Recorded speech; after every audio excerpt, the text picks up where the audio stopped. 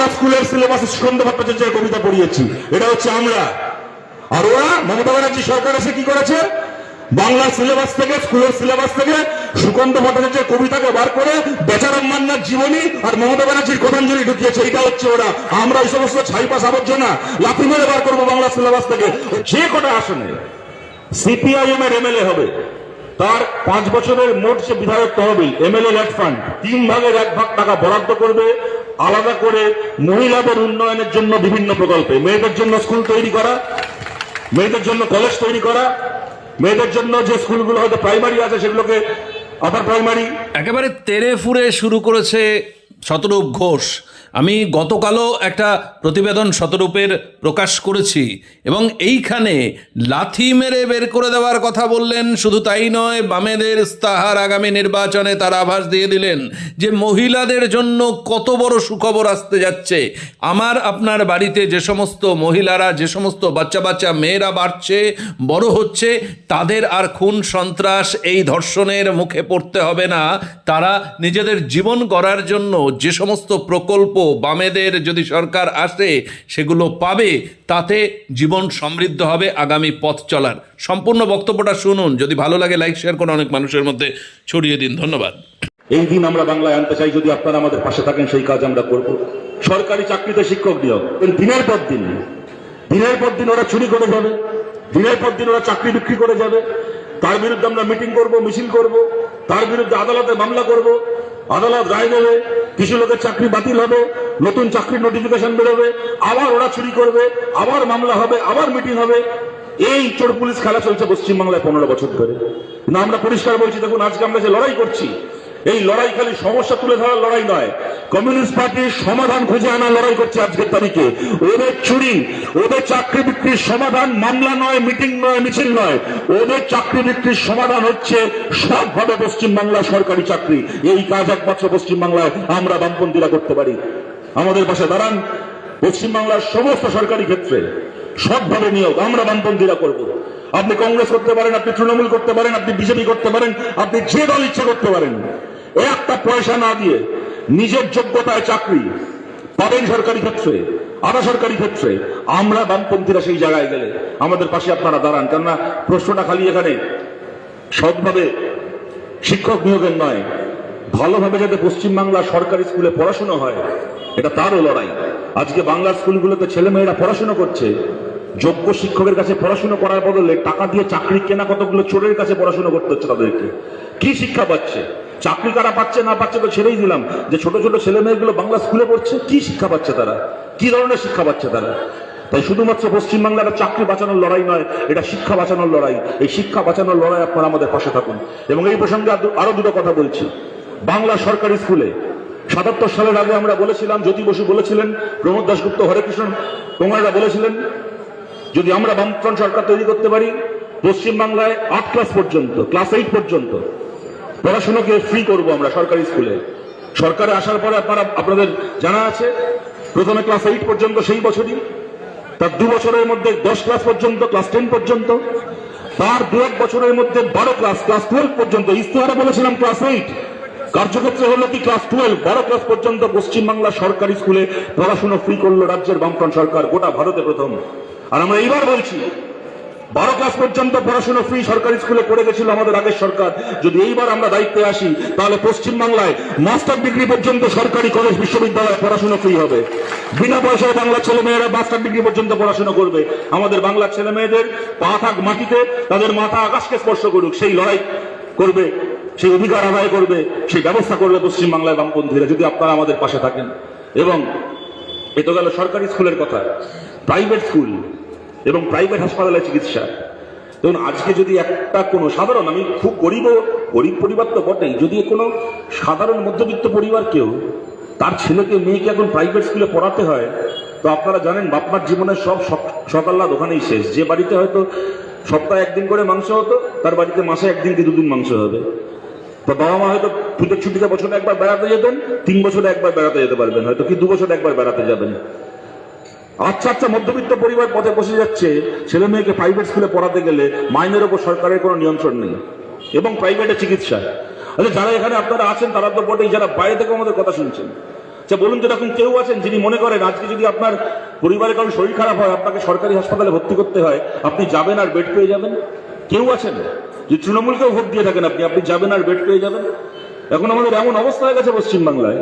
আর যদি আমাকে বলা হয় আমার বাড়ির কাউকে অমুক সরকারি হাসপাতালে ভর্তি করতে হবে, এই হাসপাতালে কে ভালো ডাক্তার আছে খবর নেওয়ার আগে আমার খবর নিতে হবে হাসপাতালে কে আমার ভালো কন্ট্যাক্ট আছে, কে রেফারেন্স আছে, কার হাতে পায়ে ধরে একটা বেডের ব্যবস্থা করতে পারবো। এই অবস্থা মানুষকে ভর্তি করতে হয় প্রাইভেট হাসপাতালে, প্রাইভেট নার্সিং হোমে। আর প্রাইভেট হাসপাতাল মানে কি? আপনি সারা জীবন চাকরি বাকরি করে ব্যবসাপত্র করে কি টাকা যা জমিয়েছেন, 60-65 বছর বয়সে গিয়ে বেশি না 10 দিন 12 দিন কোনো একটা প্রাইভেট হাসপাতালে আইসিইউতে ভর্তি হয়ে আসুন। ওই 10-12 দিন আইসিইউতে থাকবেন, তারপর 3 দিন 4 দিন জেনারেল বেডে থেকে বাড়ি ফিরবেন, বেশি না, একবার ঘুরে আসুন। সারা জীবনের ইনকাম ওখানে দিয়ে বাড়ি ফিরতে হবে। প্রভিডেন্ট ফান্ড ভেঙে তার যা সারা জীবনে যা জমিয়েছেন ওই 3 দিনের মাথায় মেডিক্লেম শেষ হয়ে যাবে, 4 দিনে মেডিক্লেম শেষ হয়ে যাবে, যা বিল তুলবে তারপরে একেবারে ঘটিবাটি বেঁচে টাকা দিয়ে তারপর বাড়ি ফিরতে হবে। আমরা বলছি শিক্ষার নামে স্বাস্থ্যের নামে এই বলগাহীন মুনাফাখড়ি করা যাবে না পশ্চিমবাংলায়। আমরা কখনো এই কথা বলবো না যে প্রাইভেট স্কুলে পড়াশোনা ফ্রি করে দেবো, আমরা প্রাইভেট নার্সিং হোমে চিকিৎসা ফ্রি করে দেবো, তা আমরা করতে পারবো না। তার কারণ প্রাইভেট মালিক সে মুনাফা করবেই, আমি চাইলে সেটা আটকে যাবে না। কিন্তু যেটা আমরা করতে চাই, যেটা আমরা করব তা হচ্ছে সরকারি চিকিৎসা, সরকারি পড়াশুনো ফ্রি হলে প্রাইভেটেও, প্রাইভেট স্কুল এবং প্রাইভেট হাসপাতালের খরচা বেঁধে দেওয়ার জন্য পশ্চিমবাংলায় আইন আনা হবে বাংলার বিধানসভায়। কোন প্রাইভেট স্কুল ইচ্ছে মতো মাইনে বাড়াতে পারবে না সরকারের অনুমতি ছাড়া, তার মাইনেকে নিয়ন্ত্রণ করবে সরকার, শিক্ষা দপ্তর। কোন প্রাইভেট হাসপাতাল ইচ্ছে মতো বিল করতে পারবে না, কোন পরীক্ষার জন্য, কোন অপারেশনের জন্য, কোন চিকিৎসার জন্য কত টাকা অবধি সে বিল করতে পারবে, তার হাসপাতালের পরিকাঠামো থেকে শুরু করে তার যা ব্যবস্থা সেই অনুযায়ী A grade, B grade, C grade, D grade করে বিভিন্ন গ্রেডে প্রাইভেট হাসপাতালগুলোকে, নার্সিংহোমগুলোকে বিভিন্ন গ্রেডে ওগুলোকে ক্যাটাগরাইজ করে তাদের সর্বোচ্চ বিলের সীমা নিয়ন্ত্রণ করার আইন আমরা পশ্চিমবাংলায় আনতে চাই। এবং আপনাদেরকে বলছি, আপনারা জানেন এই কাজ কোনোদিন তৃণমূল বা বিজেপি করতে পারবে না। তার কারণ এই সমস্ত প্রাইভেট মালিকদের কাছে হাত পেতে ওদের দল চলে, খালি তাই নয়, ওদের ঘর সংসার চলে। ওদের কাছ থেকে ইলেকট্রাল বন্ডের টাকা নিয়ে, ওদের কাছ থেকে হাত পেতে ভিক্ষে নিয়ে এই তৃণমূল নেতাগুলোর, বিজেপি নেতাগুলোর ঘর সংসার চলে। আমরা কমিউনিস্ট পার্টি করি এইসব বেসরকারি মালিককে, এইসব কর্পোরেট হাউসকে আমরা এদের খাইও না, এদের পড়িও না, এদেরকে আমরা 2 পয়সার পুষিও না। একমাত্র আমরা পারবো এদের এই মুনাফাখোরির সামনে দাঁড়িয়ে বাংলার বিধানসভায় আইন আনতে। এই আইন আমরা বাংলায় আনতে চাই। যদি আপনারা মনে করেন আমাদের এই লড়াই ন্যায্য, আপনাদেরকে আমরা আমাদের পাশে চাই। পশ্চিমবাংলায় একটা কাজ আমরা বলেছিলাম লোকসভা ভোটের আগে, তখন আমাদের কাছে সুযোগ ছিল না, আমরা সেই কাজটা তখন করতে পারিনি। আজকে আমরা সেই কথাটা আবার নতুন করে, কেন আমরা কোনো আসন জিতিনি, কিন্তু এই কথা আমরা আজকে নতুন করে বলছি, কদিনের মধ্যে আমাদের ইশতেহার বেরোবে এবং একদম প্রথম দিকের আমাদের লক্ষ্য থাকবে এইটা, যেখানে যেখানে সিপিআইএম এর প্রার্থীরা মানুষের ভোটে জয়ী হয়ে বিধানসভায় যাবেন এমএলএ হয়ে, তা 5টা আসনে হোক, 10টা হোক, 20টা হোক, 25টা হোক, 100টা হোক, 150টা হোক, যে কটা আসনে সিপিআইএম এর এমএলএ হবে সেই প্রত্যেকটা আসনে, সেই প্রত্যেকটা বিধানসভা কেন্দ্রে আমাদের এমএলএ তার 5 বছরের মোট যে বিধায়ক তহবিল, এমএলএ ল্যাড ফান্ড, তার 5 বছরের মোট বিধায়ক তহবিলের 3 ভাগের 1 ভাগ টাকা বরাদ্দ করবে আলাদা করে মহিলাদের উন্নয়নের জন্য বিভিন্ন প্রকল্পে। মেয়েদের জন্য স্কুল তৈরি করা, মেয়েদের জন্য কলেজ তৈরি করা, মেয়েদের জন্য যে স্কুলগুলো হয়তো প্রাইমারি আছে সেগুলোকে upper primary, secondary, higher secondary পরিকাঠামো গড়ে তোলা, মেয়েদের জন্য ট্রেনিং সেন্টার তৈরি করা, যেখানে সেলাইয়ের কাজ শিখে, কোথাও মোবাইল সারানোর কাজ, কোথাও মেকআপ আর্টিস্টের কাজ, অন্যান্য বিভিন্ন কাজ শিখে যেখানে মহিলারা যারা স্বাবলম্বী হতে চান, কোনো পেশায় যুক্ত হতে চান, তারা যেন সেই ট্রেনিং নিতে পারেন। প্রতিটা ব্লকে, পশ্চিমবাংলার প্রতিটা ব্লকে আলাদা করে মেয়েদের জন্য ডেডিকেটেড একটা করে স্পোর্টস একাডেমি গড়ে তোলা, যেখানে মহিলারা, মেয়েরা, মহিলা অ্যাথলিট, মহিলা স্পোর্টসম্যানরা যেখানে ট্রেনিং নিয়ে তৈরি হবে, যাতে বাংলার মাটি থেকে আরো অনেক ঋষা ঘোষ, আরো অনেক ঝুলন গোস্বামী, আরো অনেক পিয়ালি বসা, জ্যোতির্ময়ী শিকদাররা বাংলার মাটি থেকে তৈরি হয়, আরো অনেক বুলা চৌধুরী বাংলার মাটি থেকে তৈরি হয়। এমন পশ্চিমবাংলা আমরা গড়ে তুলতে চাই। তার জন্য প্রত্যেকটা ব্লকে মেয়েদের জন্য আলাদা করে একটা স্পোর্টস একাডেমি তৈরি করা, এই কাজগুলো আমরা বামপন্থীরা করতে চাই। এবং তার পাশাপাশি আমরা বলছি বাংলার সিলেবাসে, স্কুল স্তর থেকে বাংলার সিলেবাসে আমরা পরিবর্তন আনতে চাই। ওরা আমাদেরকে নিয়ে বলে আমরা নাকি শিক্ষায় আমরা করেছি। হ্যাঁ, আমরা শিক্ষা আমরা করেছি। কালকে যখন সুযোগ পাবো কালকে আবার করবো, পরিষ্কার বলছি। আমরা শিক্ষায় আমরা ওরা করেছি মানে কি? আমরা স্কুলের সিলেবাসে সুকান্ত ভট্টাচার্যের কবিতা পড়িয়েছি, এটা হচ্ছে আমরা। আর ওরা মমতা ব্যানার্জি সরকার এসে কি করেছে? বাংলা সিলেবাস থেকে, স্কুলের সিলেবাস থেকে সুকান্ত ভট্টাচার্যের কবিতাকে বার করে বেচারাম মান্নার জীবনী আর মমতা ব্যানার্জির কথাঞ্জলি ঢুকিয়েছে। এটা হচ্ছে ওরা। আমরা এই সমস্ত ছাইপাস আবর্জনা লাথি মেরে বার করবো বাংলা সিলেবাস থেকে। ওই মমতার কবিতা আর বেচারামের জীবনী লাথি মেরে বার করবো বাংলা সিলেবাস থেকে। তার বদলে স্কুল স্তর থেকে বাংলার সিলেবাসে আমরা পরিবর্তন আনবো, এবং মেজর দু ধরনের পরিবর্তন। প্রথম, আরজিকর আন্দোলনের কথা নতুন করে আমার বলার অপেক্ষা রাখে না। যেখানে আমরা দাঁড়িয়ে মিটিং করছি, এখান থেকে কয়েক কিলোমিটার দূরে আমাদের সেই বোনের বাড়ি ছিল, যাকে ওরকমভাবে খুন করা হয়েছিল, তার ধর্ষণ করা হয়েছিল।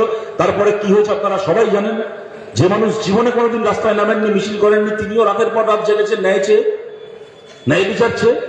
কিন্তু তারপরে তার পরিণতি কি হয়েছে তাও আপনারা জানেন। কিভাবে সেটিং করে বিজেপি তৃণমূল বোঝাপড়া করে সিবিআইকে দিয়ে বাঁচিয়ে দিয়েছে এদেরকে। আমি সেই ইতিহাসগুলো জানা কথাগুলোকে আমি দ্বিতীয়বার করে বলছি না, কিন্তু এইটা বলছি। আরজিকর আন্দোলন একটা জরুরি প্রশ্ন তুলে এনেছিল আমাদের সামনে, যে প্রশ্ন তৃণমূল বিজেপি ওগুলো ভোটের ফলাফল আর সিবিআই তদন্ত দেখিয়ে কার্পেটের তলায় ঢুকিয়ে দিয়েছে। কিন্তু ওই প্রশ্নের উত্তর এই বাংলায় আমরা প্রতিষ্ঠিত করতে চাই। আমরা স্কুল স্তর থেকে বাংলার সিলেবাসে এমন পরিবর্তন আনতে চাই যাতে পশ্চিমবাংলায় খালি একটি মেয়ে নয়, একটি ছেলেও যখন ছোটবেলা থেকে, একটা বাচ্চা ছেলেও যখন ছোট থেকে পড়াশোনা করে বড় হবে, সে যেন এমন শিক্ষা, এমন চেতনা নিয়ে বড় হয় যাতে একটি ছেলেও যেন মহিলাদেরকে সম্মান করার মতো একজন মানুষ হিসেবে নিজেকে গড়ে তুলতে পারে, তৈরি করতে পারে।